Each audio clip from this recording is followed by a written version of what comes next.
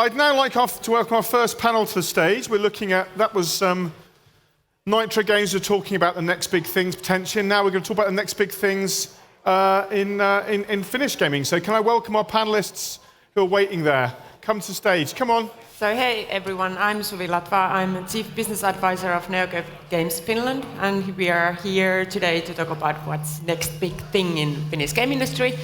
And please do introduce yourself. Jonne, you start. Hey, I'm Jonne Taivassalo. I'm the Managing Director of Helsinki Games Capital. I'm basically a regional developer here in the capital area. Hello, I'm Lasse Seppanen. I've been working on games for 25 years now. Maybe best known for Alan Wake, back at Remedy days, and I've been 4.5 years at Supercell now, Everdale, Heyday, Boom Beach, game lead, and in my new role, I'm ramping up co-development with external developers. So come talk to me. Cool. Hey, Jaakko Sarno. I'm a design director at Lightneer at the moment. 13 years experience on mobile game design, and glad to be here. Hi all, my name is Sonja Angesleva. I'm the CEO of Phantom Game Labs, which is a mid-core mobile-first developer. I've also been in the industry for close to 20 years, and besides being a CEO, I'm also at the board of Remedy Entertainment and also investing in some of the startups. Nice to meet you all. Great. Okay. So, do you think that we are in the middle of disruption at the moment, or is it already here, or are we on the edge? Is there a disruption? And if yes, do you think that? Could you please describe shortly, like which are the biggest changes or transformers at the moment? So maybe Sonja, you could start. I don't actually believe that this is about disruption. Okay. I've seen the development for so long that I think this is more of like evolution and you know, taking impact from like technical trends as well as like market trends. The industry is relatively youngish, so there's also quite a lot of things also happening from the market and the industry side. But yeah, I think it's more about like evolution of tech and industry. Is there any like a big things, you know, transformers? Can you recognize them or denying? Yeah, I guess my point is that it's we easily focus on like one thing. Like yesterday it was Web3 and today it's AI, but of course that's not the truth.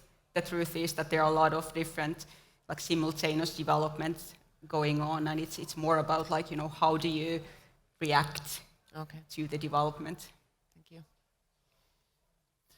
Yeah, I see that as well, that we are in the middle of kind of evolution. It's, of course, ever-changing. I've been 13 years in the industry on mobile games, and it's kind of gone from premium to free-to-play and then hyper-casual, and now kind of in the mobile space, the hybrid casual is kind of growing. And of course, there's still free-to-play is there. It's just the audience is maturing, and the new audiences have new preferences of play, and it's also something that we kind of have to acknowledge. Free-to-play isn't going anywhere. We are still here. I'm not dead yet, so and not planning to die tomorrow. So there's still space, but it's quite competed space. So there's still lots of younger generations. There's people who grew on Roblox and Epic's all fronts on Fortnite, and it's also something that will change the debate that we should design our games and cater to the younger audiences who are coming to an age that they pay their own hobbies. Yeah, Lasse. I think the big, huge transformation is going to be AI. Disruption usually in the industry comes from people making a new game, or they might be disrupting the marketing or whatever, but I think AI is going to be available for all of the parts of the chain, like from ideation, from concept art, to making the game. Maybe you have a team of AIs. I've already seen some people try that, like you have a coder AI and you have an artist AI and so on. Maybe you have a marketing AI allocating your budget eventually, I don't know. I think the interesting part also is that AI can be applied everywhere. It can be applied inside the games as well. And the industry has been growing for a long time. There are billions of people who play games, which means that there are a lot of segments we could address. And I think AI will give us the tools to finally sort of hyper-segment and create maybe even individual experiences. Yeah. Okay. So yeah, I totally agree. It's a part of semantics. Like, is this normal, or is game industry always changing? It's like a part of semantics. Like, it's a gravity problem. Like, game industry business models have to reinvent themselves, or at least change somehow, like every 6 months or so. It's not the clear line, but this is it. This is game industry. We change all the time. There's a new technology. There's new restrictions, new opportunities, and it's gravity problem. We can't fight against it. We just have to roll with it, literally. So, yeah, we are always in change. In middle of it, exactly. When you hear it here, it's already a little bit late. So you need to invent your new thing yourself. I'm kind of feeling that we could be in some sense similar situation as we were at 2009 when the touchscreens came and digital distribution, especially app stores in mobile, but also on PC, and that was a disruption in my opinion. I don't know if you agree, but I'm just like my initial thought was that because that was kind of a great opportunity for many Finnish developers, and that was kind of level upping Finnish game industry quite heavily. So I was thinking that could this be similar situation or opportunity, as there has been quite a lot of consolidation. As you know, that the competition is really hard, and it's really hard to come as a small player or company to compete with the big giants. And always when the market is changing, it gives might give a more opportunity for smaller developers. But do you see any similarity compared to that time, 2009 or something? Maybe Jonne, you could start now. Yeah, well, obviously, in that sense that I think we here in Finland are in the finest Finland. We are in probably the best position to grab this opportunity. We just think like that. We don't want to fight with giants heads on. We just need to find our new path and our own path. So I believe this is a great opportunity, and I think we will grow even greater thanks to this. We don't like. It's nice to have change. That's my 5 cents. Lasse, what do you say? I think there's always opportunity for differentiation and for different size of players. And of course, like the AI tools, I don't think we even like realize yet how big the transformation will be and how everything will be transformed. Just simply everything. Interactive entertainment itself and how we make those games. And of course, it's a huge opportunity for 1-man, 2-man, 3-person teams, you know, because you can replace that army of artists that right now like requires a lot of capital. Like if you look at what Chinese game developers are doing, there could be thousands of artists even in a single games company. Can I continue for that? Is this sound that it could sound that there is no need for so many developers. So because one man company can actually do the whole big game. So is there going to be big layoffs because of the AI? I think it depends on the timing, of course. Like this year, there's going to be more limits to what AI can do. But what about 10 years, 20 years from now? I don't know. I think for sure the skills needed will be different. And whether everybody who is now working in games will be able to develop those skills, I don't know. Okay, Jaakko, I hope you didn't forget what you were.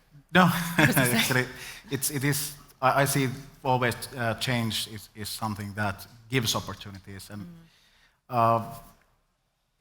when looking at the mobile space, just fighting against the giants is always really tough, and it's really hard to see even the horizon when you're in the midst of that. You try to find a new way to get into that really blood-red ocean. And now when there is much more space, it always gives more opportunities. And with the AI tools and the tech, it's really much more opportunities for smaller companies to come in. I don't actually, how I see AI tools, it's you still need kind of that understanding of games and understanding the kind of the tech behind it, that you can use it as a tool, but it really helps for a smaller team to build much bigger products. And then there's this, I think, greatest example of a small team doing miracles is Stumble Guys. Now you do a real-time multiplayer game, and you just rock the App Store, and then you go to cross-platform. It's something that you wouldn't do like 5 years ago.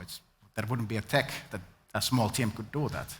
So there's lots of opportunities in the landscape right now, and the design-wise, but also just in the space, because it's not only anymore that you are battling with the two app stores, because new generation, they require kind of friend play, the multiplayer that they play with their friends. That's what the kind of pandemic era taught us, that people want to socialize, and kind of seeing that there's lots of opportunities to be taken. That's how I see it on the kind of design perspective.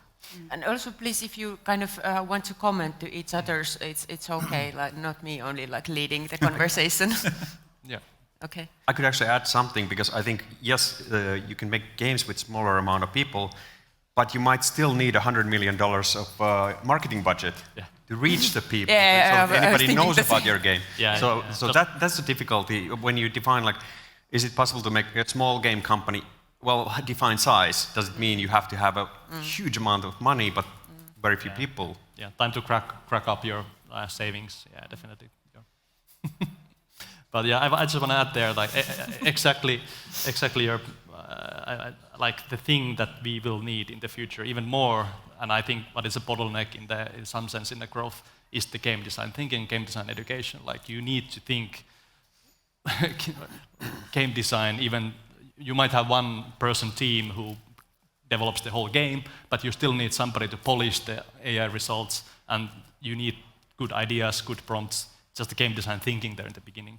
So that is definitely something I'm happy to work with game designers of Finland, and we need definitely more and better game design education in Finland in general.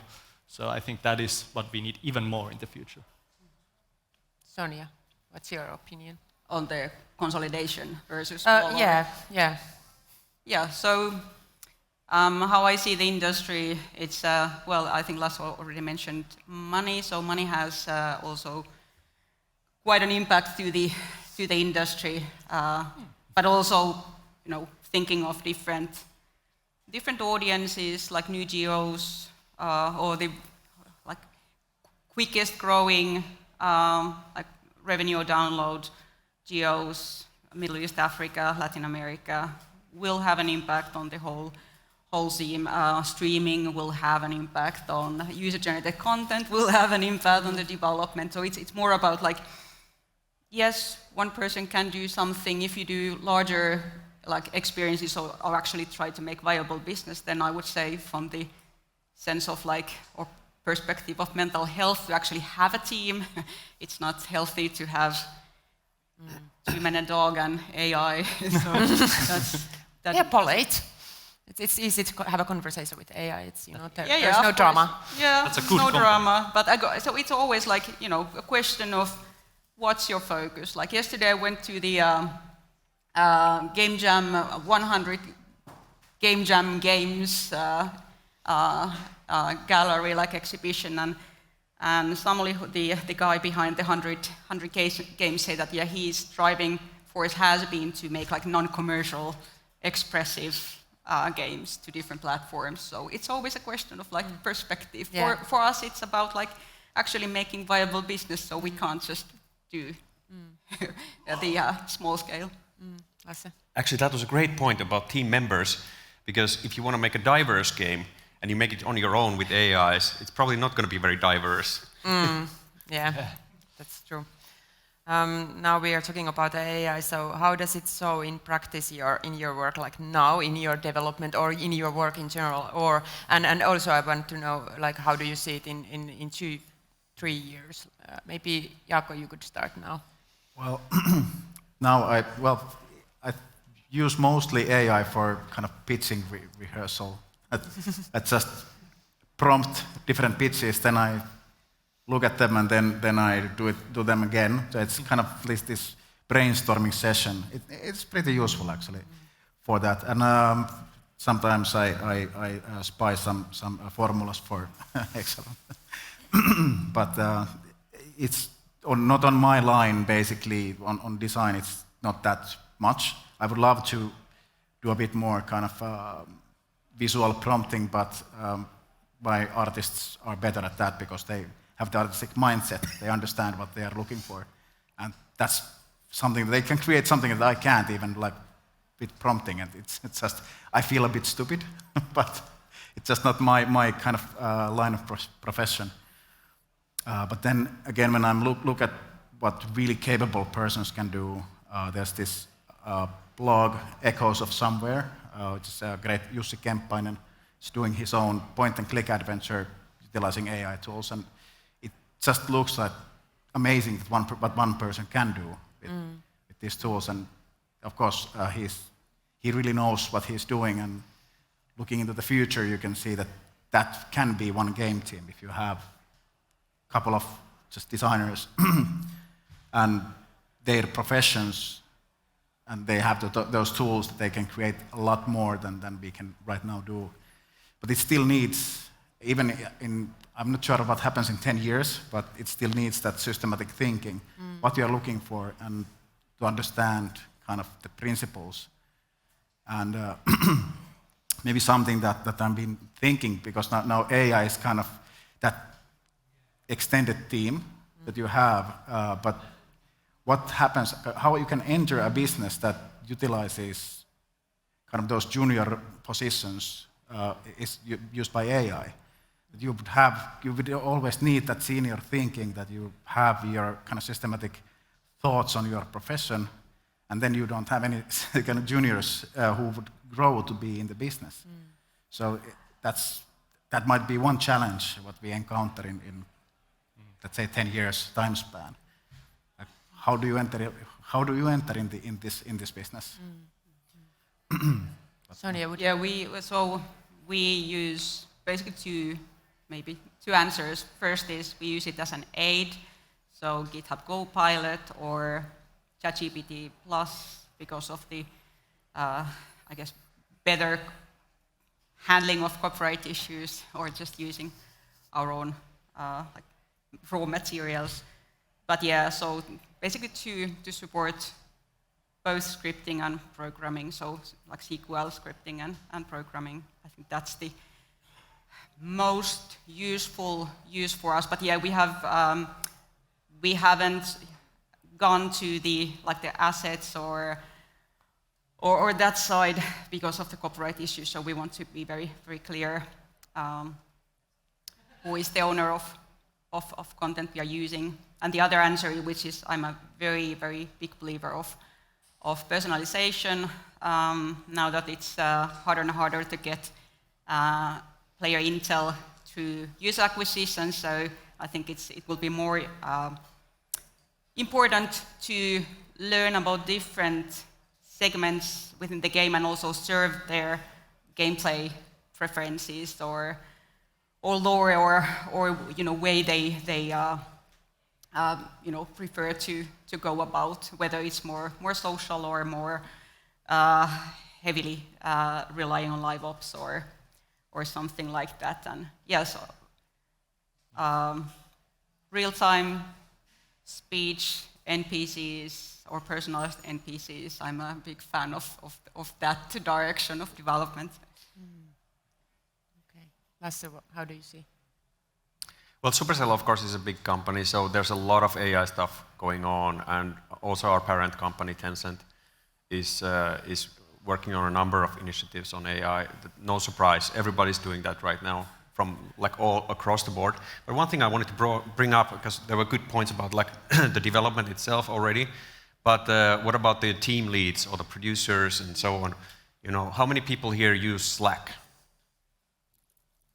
So though the AI tools for Slack are coming this year, I'm personally reading maybe 200, 300 Slack messages per day, and that's going to be a huge relief if there's some way to try to sort it better, what is important, what is not important. Can I get a summary of this thread and so on? So that's maybe something that I'm like personally looking forward to.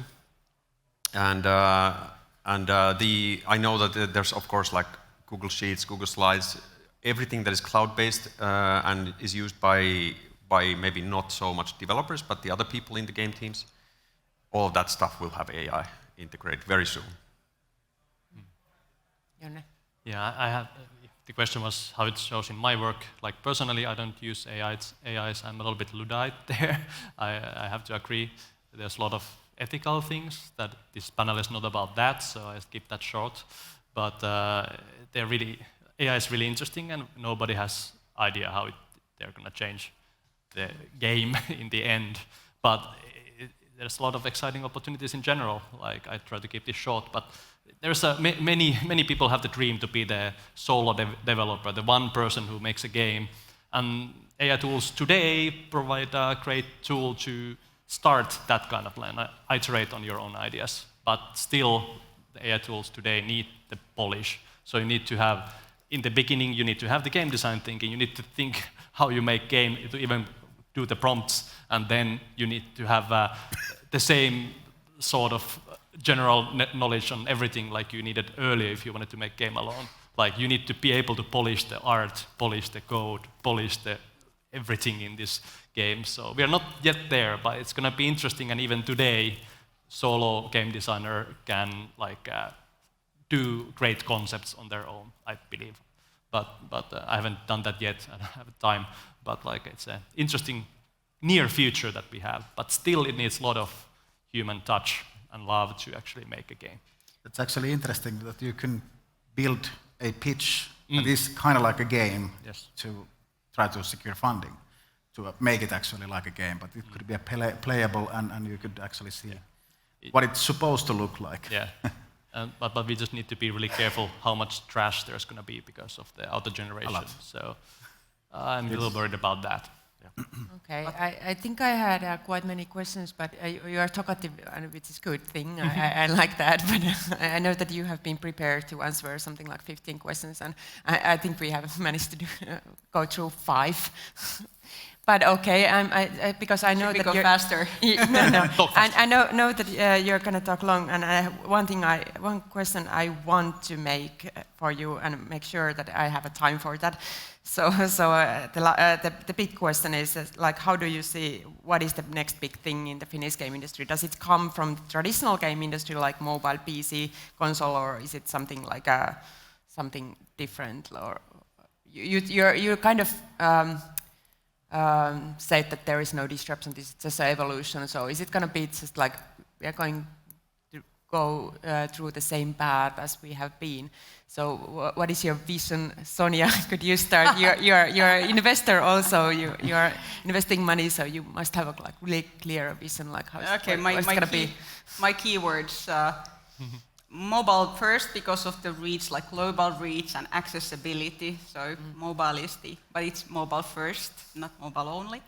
I already mentioned streaming, so I think building experiences for players, it's even more like holistic than it. Well, it hasn't really been that holistic, so I think it's leveraging the like different relevant channels. And maybe the third keyword is like Roblox type of games within an environment. I don't know what's the future of a social hangout thing will be, but I think it's sort of. I think actually all of my points like sort of bring different channels together, but the mobile will be the go-to platform or window, or how do you mean? Sorry. Is it like a platform or window where you kind of access? So it's the easiest access point, but I'm very, as I think Jussi mentioned in his talk, that he believes in cross-platform. Me too, but again, mobile is the easiest way to get to that direction. Okay. Jaakko? Yeah, I totally agree on that. It's also when we look at the players that come to an age that they spend their own money, that I don't have to pay my weekly allowances in Robux anymore.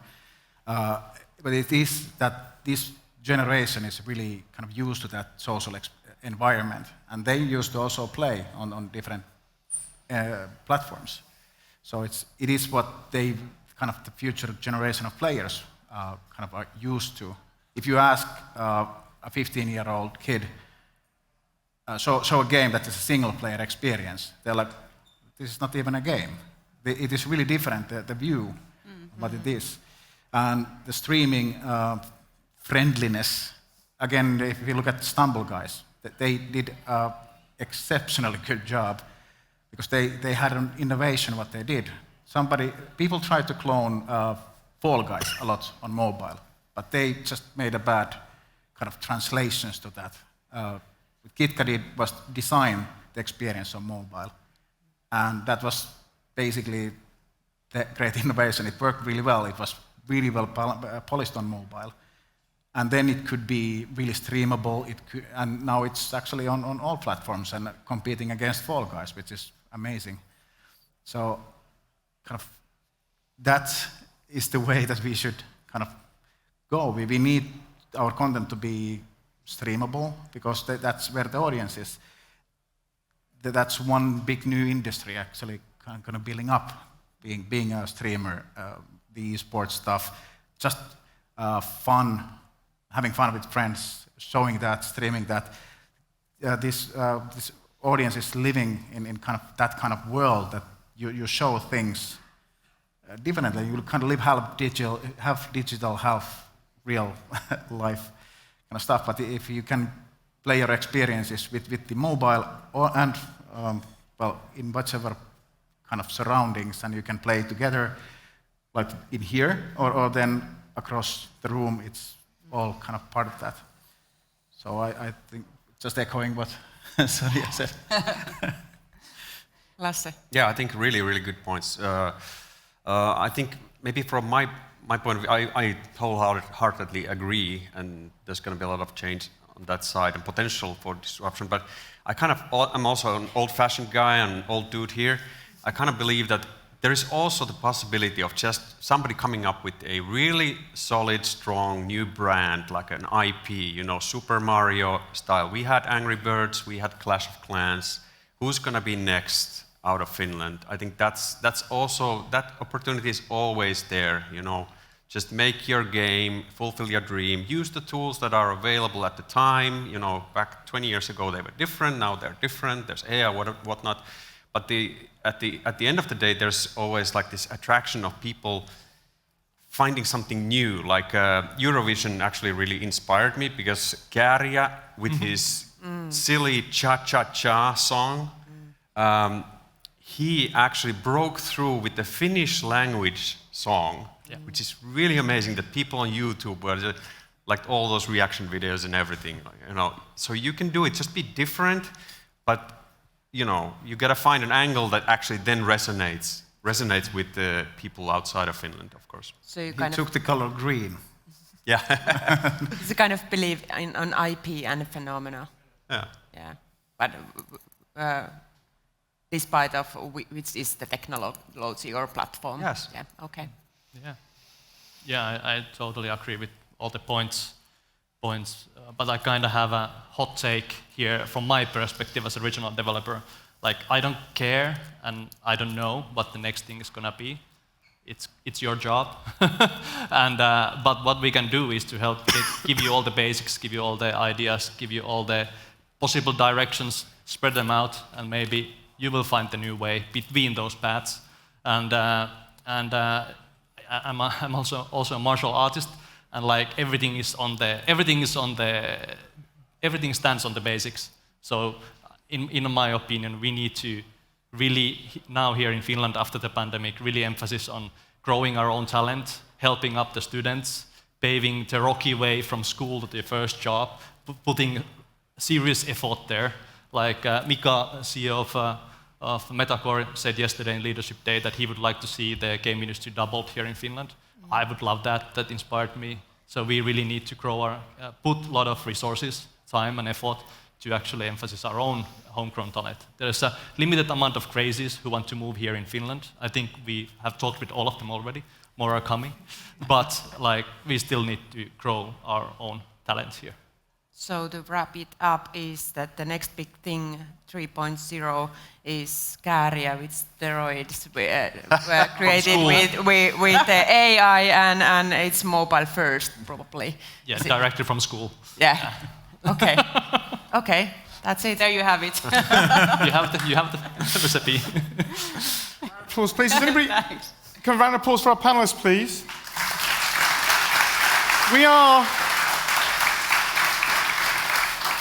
We've made up a little bit of time, but I don't mind being late. Does anybody have a question for this amazing panel here? There's a lot of you out there. You're very shy, aren't you? It's okay. You can ask them all later. I have one question because. Is there a question? No. I have one question that there's 232 studios in the last Neogames report, I think. Sorry? 232 studios, Yes. yeah. How many of those are kind of young? Or would they have to be a certain Define size? young. Well, I don't mean, look, you're all young, obviously, but I mean like within the first year or two of their how many of those are startups? I think that there are something like 40 new startups during past So 40, years. so almost 20% of the Yeah, and those young startups, those are not so New young. startups, that's there fine. are like experienced people behind. Yeah. There's serious lack of support for like a new, like first-time entrepreneurs and like new. So that's what you need. That's the biggest. What I need. It's first time. So you're getting It's people second chance. That's fine, but you need new talent to come Yeah, well, through. we are constantly discussing about this, but I think it's not easy to access as a first-time entrepreneur, like without not working at the industry. Make Are there your any startup. first-time entrepreneurs out there? Any first-time people starting up studios? Put your hand up. How many people out there? Are you finding it hard to get support, or are you just doing it? In Germany, we had the funding. Oh yeah. You see, he's not in Finland. That's right. There we go. We used to have the funding. I mean, the tech. I mean, is tech still a thing, or is that model still? My advice is to get a job and then Okay. you. All right, get a job and then go with it. I won't push it. Maybe one comment. Yes. So there are always like founder teams. So if you consider finding a company, remember to bring those like sort of more fresh talents in. So it's not always the old folks like. Exactly. Us youngsters need Yeah, opportunities. youngsters, So I like- need a chance. Yeah. I totally agree. Combination of young minds because we are getting old. Fantastic. Okay, thank you so much. Another round of applause, please, for my panelists. I shall let you move along.